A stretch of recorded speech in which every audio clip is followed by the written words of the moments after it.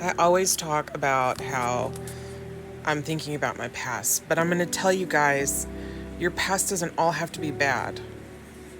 Like in between all of the crazy is it's interspersed with good stuff, with magical memories, things that are beautiful. And so once you heal through that trauma, you do have to acknowledge it. You have to acknowledge that trauma. But once you heal through it, it's okay to put the rose-colored glasses back on. Because now that I've looked at my past, I'm okay looking back and having these wonderful memories from my grandmother's house.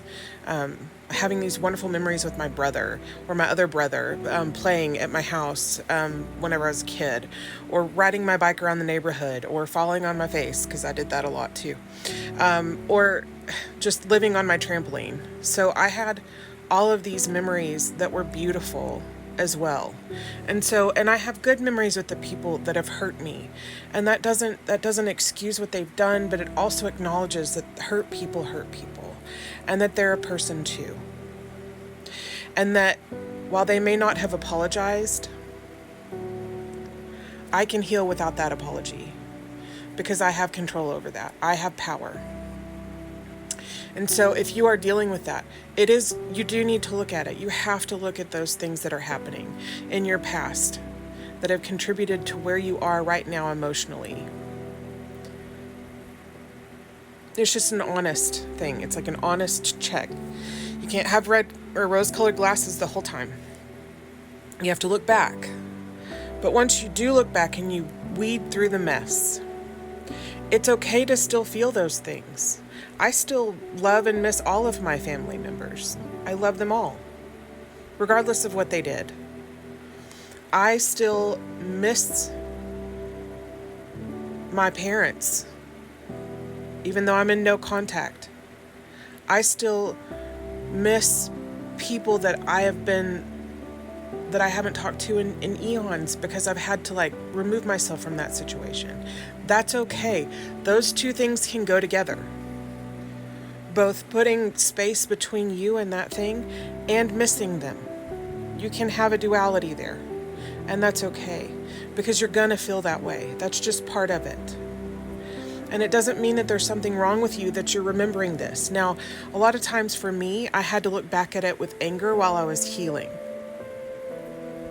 And I know that once I get to that spot where I can look back at it and have this empathy and this nostalgia still, I know that I've healed that wound. It's kind of like a check. And you may not be like me exactly, but there may be some things that you can start to recognize, some patterns. And we did this pattern stuff, guys, in kindergarten. And I know because I was a kindergartner once. Well, my daughter was a kindergartner, right? We're all kindergartners once. But you do pattern recognition then. And you have to look for the patterns. What makes you better? What makes you worse? People do this with food diaries all the time. What allergic reactions are you having to the people in your life? And once you figure that out, it helps. It helps so much to put it more in those terms. In terms of I can't be in this situation. Not because I don't love them, but because it impacts me in such a negative way that I can't function.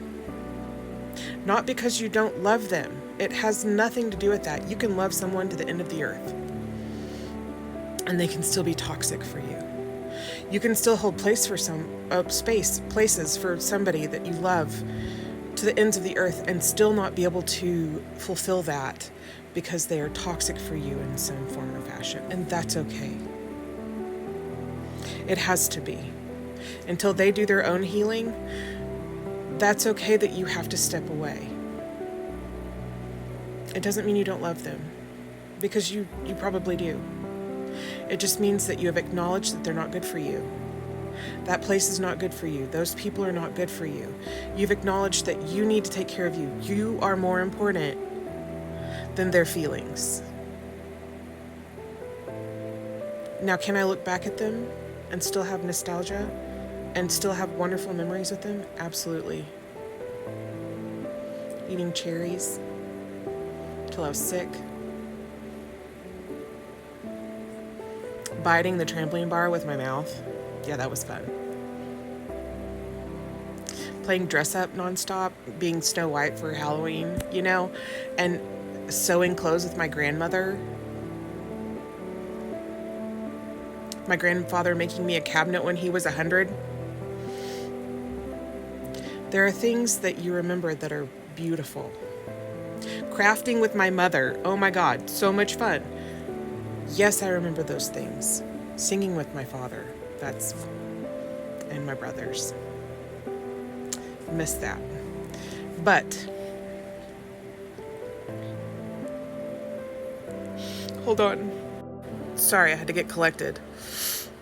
It doesn't mean that I don't love them and miss them.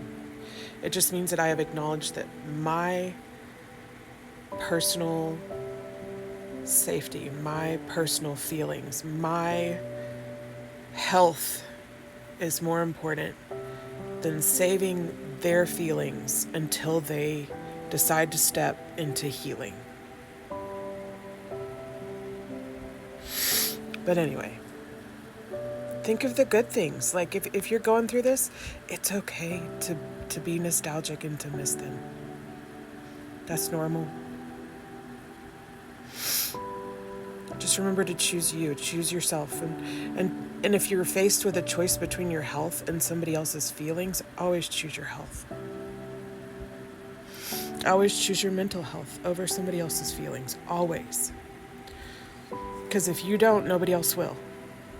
And it's part of that reparenting the inner child. Dun dun dun. But y'all be good. Love to you all. I will talk to you later. Bye. Ooh. Bye. Oh God, that's terrifying. Bye.